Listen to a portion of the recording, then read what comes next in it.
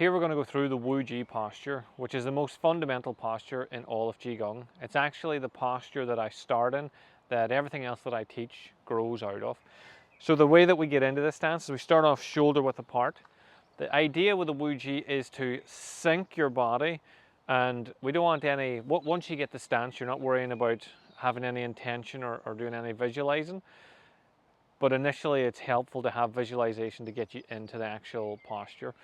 But the goal here is to have self-awareness and sink into the body. Just bring your mind inside so that I know I'm in a nice place, but we can do this anywhere and you can sort of switch off from the world.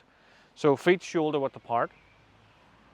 Allow your body to stretch up as if a wee string is just pulling you up from the crown. And then you allow your head to roll slightly forward. The easiest way to set the shoulders is to press your hands out and then just lower them down. A lot of the time we have a habit of stretching or pressing here, so you want to get them straight out and then down, and that should fill out the shoulders a bit. That'll stretch the back of the neck, stretch the shoulders. You also allow the shoulders to sink as you do that, and then think like heavy elbows and heavy fingertips. So a wee bit of visualization initially to get you into it. I like to think like my fingertips are trying to penetrate into the ground. My chest is sunk as well. I don't want it popped up, have it sunk. And then I move my hips back as if I'm sitting on like a bar stool or something, sitting on a high stool.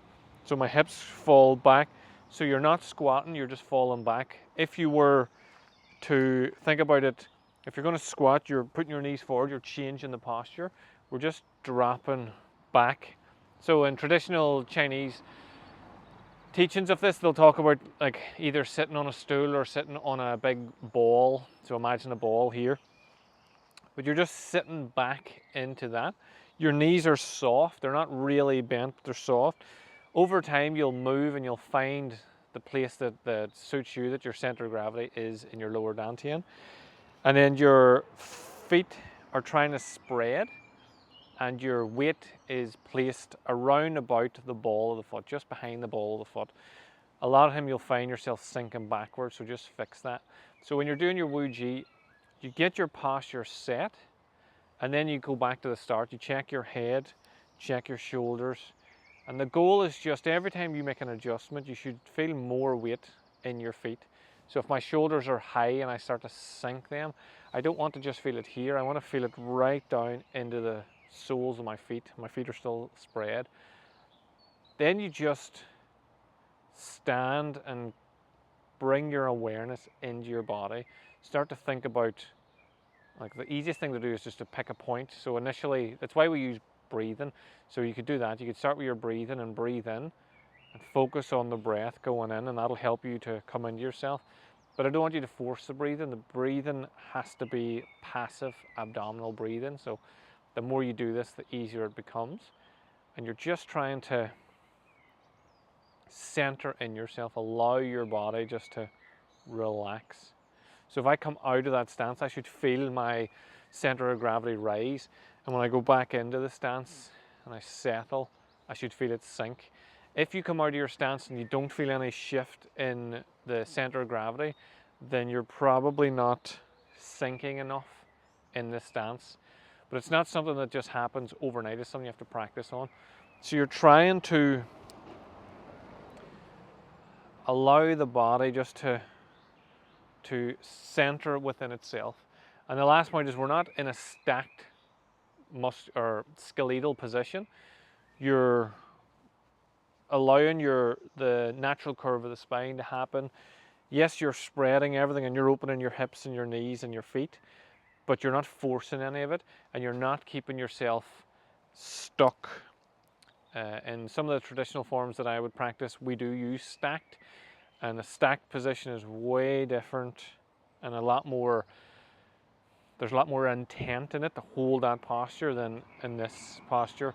So in the practice, they would tell you that you're trying to raise your bones up and then allow your muscles to sink down. So you just hold this posture. So the best way to practice this is you would hold it for like 30 seconds, take a wee break, hold it for 30 again, and then try to get a minute with a wee break and so on. You do this for a long time and you slowly will build it up to like 20 minutes of of holding the one posture. But if you find yourself trembling or shaking, then just take a rest. You shouldn't be super sweaty doing this until you get deeper into the practice and you're cultivating your chi and actually moving it around the body. That would generally heat the body up.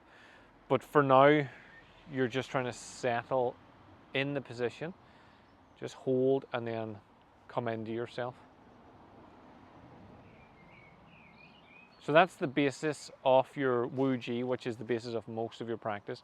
My advice would be for the next week or two, just slowly build up. Do 30 seconds on, 30 seconds off. Slowly build. I like to have a wee journal beside me and I'll write about today's practice. So maybe today my back's tight, so it took a long time for me to feel like my hips were opening and my hips were sinking. Or maybe my shoulders are tight from a different form of training and it took a while for them to sink. So then I can go back and check and I'll notice if there's any habits that I'm repeating or any things I really need to work on to open the body up a little bit more. If you want to go deeper into that, then I have a full practice on my Patreon, which goes through the full Wuji and goes through the full 5 elements Qigong as well. Or if you've just any questions, then reach out to me and I'm happy to answer any of those.